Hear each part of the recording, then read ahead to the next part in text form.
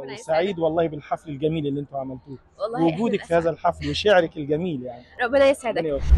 السلام عليكم ورحمة الله وبركاته مشاهدينا الأعزاء، معنا ومعكم القائد خير القادة، ترك بصمة في قلوبنا كل مكان ذهب فيه.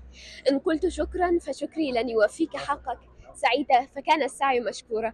أهلا وسهلا بحضرتك يا دكتور. اهلا بيكي، اهلا أهلا وسهلا، بحضرتك. سعيد بوجودي معاكم هنا.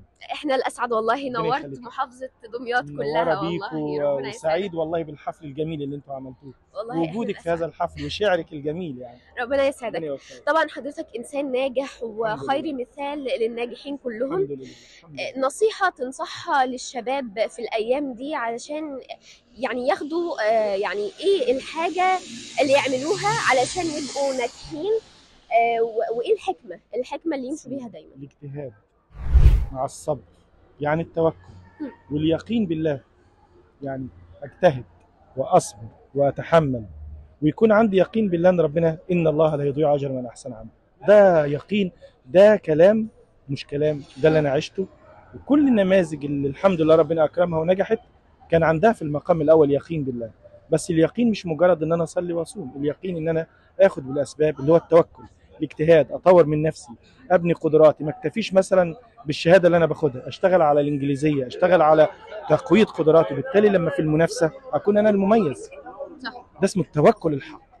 عندك حق. بس اللي جاب مجموع وحش في الثانوية، وجبه مختصره. صح، اللي جاب مجموع وحش في الثانوية العامة وزعلان وعنده تشاؤم، تنصحه بإيه؟ هل يفضل في التشاؤم بتاعه ولا يعمل إيه؟ طبعا الثانويه محطه، لكن اهم حاجه انه يواصل رحلته.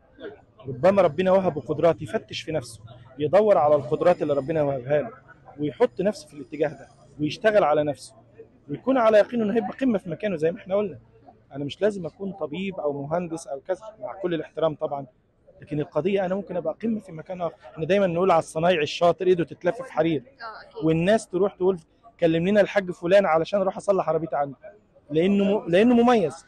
فاقصد القمه في اي مكان، فهو يشتغل على نفسه ويطور من نفسه، لان ربنا كاتب له الخير في مكان ما، يدور عليه لانه هيوصل له في يوم من الايام. لكن انه يقعد ويبكي على لبن المسكوب فسيزداد بؤسا. صح، عندك حق. بصراحة ومبسوطة جدا باللقاء ده، يعني أنا دخلت التاريخ النهاردة باللقاء ده. ربنا يسعدك يا رب. شكرا جدا لحضرتك. توفيق يا حبيبي.